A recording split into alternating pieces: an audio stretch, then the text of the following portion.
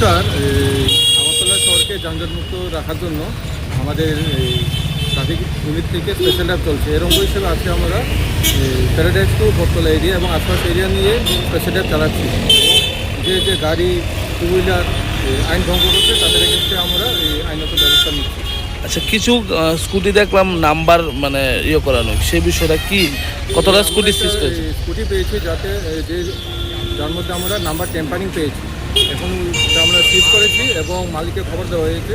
আসার পর আমরা ডকুমেন্ট ভেরিফাই করব এবং যা যা আইনত হবে আমরা তা করব। কি মনে হয় নাম্বারটা ট্যাম্পারিং করার কি কারণে হতে পারে? মোস্টলি তারা যেমন নাম্বার টেম্পারিং করছে কারণ এই স্মার্ট সিটির ক্যামেরা থেকে বাঁচার জন্য। এর ফলে কি হচ্ছে, অন্য এক নির্দোষ ব্যক্তিদের স্কুটি বা বাইকের উপর চালান যাচ্ছে।